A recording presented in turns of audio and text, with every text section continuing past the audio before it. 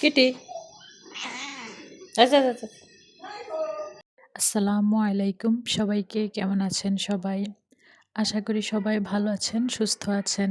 আমরাও আলহামদুলিল্লাহ ভালো আছি। আজকে একটা এলোমেলো ভিডিও শেয়ার করতেছি আপনাদের সাথে। কারণ যেহেতু বাড়িতে ছিলাম না, বাড়িতে থাকলে হয়তো যেহেতু আমাদের লাইফস্টাইল ব্লগ, প্রতিদিনের কাজকর্মই আমরা আমাদের ব্লগের মধ্যে শেয়ার করি। তো যেহেতু বাড়িতে ছিলাম না, আমি কিন্তু বাসুরের মেয়ের সাথে হসপিটালেই ছিলাম। তো ওইখান থেকে আসার সময় আমার বড় যা হচ্ছে একটু আর কি মার্কেটে গিয়েছে নাতিনের জন্য কেনাকাটা করার জন্য। তো আমিও সাথে গিয়েছি। তো এটা কিন্তু আমাদের বাড়ির পাশে মার্কেটই, আর এই মার্কেটে এত পরিমাণ ভিড় হয়। তো এই যে লতা পাতাওয়ালা টবটা, তো এই টবটা আমার অনেক পছন্দ হয়েছিল, কিন্তু দাম চেয়েছিল 350 টাকা। আর এই যে দেয়ালের মধ্যে যে সেলফগুলো আর কি ঝুলানো থাকে, এই সেলফটা, তো এটা চেয়েছিল 450 টাকা। তো আমার কাছে কিন্তু এই দুইটা জিনিস অনেক পছন্দ হয়েছিল। এখন কি দাম বেশি চাচ্ছে না কম চাচ্ছে সেটাই বুঝতে পারছি না। তো আমার কাছে মনে হয়েছে যে একটু দাম বেশি, সেই জন্য আর কি নিলাম না। তো আপনারা একটু বলবেন তো যে এই যে দেয়ালের যে সেলফটা, তো এটা কি দাম বেশি চেয়েছিল নাকি? এটা 450 টাকা আর কি চেয়েছিল। আর বাহিরে দেখেন কত পরিমাণ ভিড়। এটা সপ্তাহের কি 2 দিন বসে মেলার মতো, প্রতি বুধবার, বৃহস্পতিবার। তো আমার কিন্তু ওই মার্কেটে যাওয়া হয় না বেশি একটা। আর এখানে যত লেস আছে সবগুলা 10 টাকা গজ। তো লেসের দামটা একটু কমই মনে হয়েছিল যেহেতু 10 টাকা গজ। তারপর বাহিরে, মার্কেটের বাহিরে, এটা হচ্ছে মার্কেটের বাহিরে, দেখেন কত পরিমাণ মহিলা। তো আমরা মহিলারা এমনই, শুধু যেখানে সস্তা পাই সেখানে কিন্তু দৌড় দেই, আর সস্তাটাই আমরা বেশি খুঁজি। যেহেতু এই মার্কেটে সব কিছু একটু দামে কম পাওয়া যায়, তো প্রতি সপ্তাহে কিন্তু অনেক মানুষ থাকে এই মার্কেটে। আমি কিছুই নেইনি। তো আমার বড় যা হচ্ছে নাতিনের জন্য গেঞ্জি, প্যান্ট, পায়জামা এগুলো আর কি নিয়েছে। আমি নেওয়ার মধ্যে শুধু আর কি 2টা গ্লাসের ঢাকনা নিয়েছি।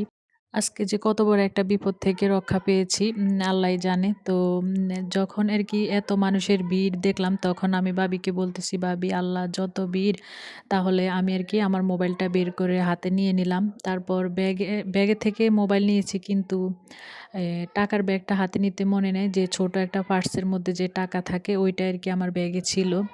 তো কপাল ভালো, বেশি টাকা ছিল না, শুধু 1000 টাকার একটা আর কি নোট ছিল।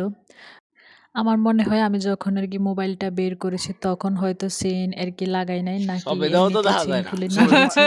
কিভাবে নিয়ে গেল বুঝতেই পারি নাই। যাই হোক, আল্লাহ যা করে ভালোর জন্যই করে। এটাই তো তো এদিক তুলছি, দিয়ে হ্যাঁ। বাড়িতে তো চলে আসলাম। এটা হচ্ছে আমাদের এই যে চপেদা গাছ, চপেদা ফল। এখানে কিন্তু অনেক ফল গাছ আছে, কখন আপনাদের সাথে শেয়ার করি নাই। চপেদা, তারপর লিচু, তারপর আমরুজ, অনেক ফল গাছ আছে। আর এটা হচ্ছে ট্যাং ফল গাছ, আমরা বলি আর কি ট্যাং ফল। অনেক বছর পর কিন্তু আজকে খেলাম। তো অনেকে এটা আনারকলি বলে। তো আমি বেশিরভাগ যে নার্গিস আপুর ভিডিও দেখি, তো ওনাকে দেখি যে উনি অনলাইনে নিয়ে আসে এই আর কি আনারকলি ফলটা 700 টাকা কেজি নাকি এটার। তো ওনাকে 2-1 বার দেখেছি আমি নিয়ে আসতে। আর এটা কিন্তু আমাদের কুমিল্লাতে অনেক হয়, আগে কিন্তু অনেক খেয়েছি, কিন্তু প্রায় 10-12 বছর পর আর কি আজকে খেলাম। তো এই ফলটা কিন্তু অনেক মজা লাগে খেতে, একটু টক টক। তো আমরা ট্যাং ফল বলি, তো অনেকে আপুর কাছ থেকেই শুনেছি যে আনারকলি বলে আর কি। আমার ছেলের কি 3টা পেরেছিল, তো একটা আর কি আমাকে দিয়েছে। তো আমি আবার বললাম যে তুমি আমাকে একটু ডাক দিতা, আমি একটু ভিডিও করতাম 3টা একসাথে রেখে। যাই হোক, পরে একসময় এই ট্যাংফল পাড়াটা আপনাদের সাথে শেয়ার করব। তো এদিক দিয়ে বাড়িতে তো চলে আসছি।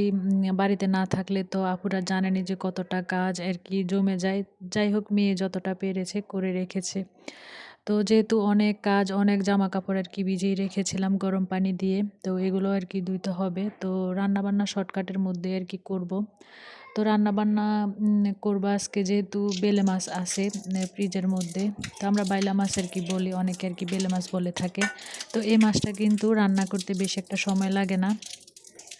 এটা কিন্তু সব কিছু দিয়ে তারপর হাতে মাখিয়ে একটু সামান্য পানি দিলে কিন্তু 4-5 মিনিটের ভিতরেই কিন্তু রান্না হয়ে যায়।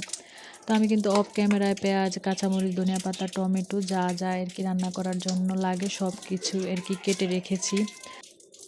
তো দুপুরের জন্য আর কি রান্না করতেছি, রাতে কিন্তু আমার আবার রান্না করতে হবে।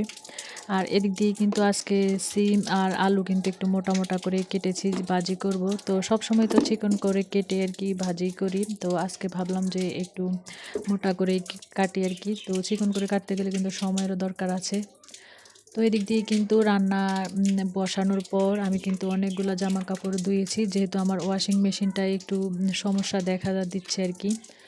তো ওয়াশিং মেশিনটা ঠিক করার জন্য যে মেকানিক খবর দিব তারও সময় পাচ্ছি না, যেহেতু অনেক বছর হয়েছে, প্রায় 5-6 বছরের মতো হবে ওয়াশিং মেশিনটা আনছি। তো মোবাইল নাম্বারটা আর কি খুঁজে পাচ্ছি না, তো ওইখানে আর কি আমার যেতে হবে শোরুমে, তারপর আর কি মেকানিক নিয়ে আসতে হবে।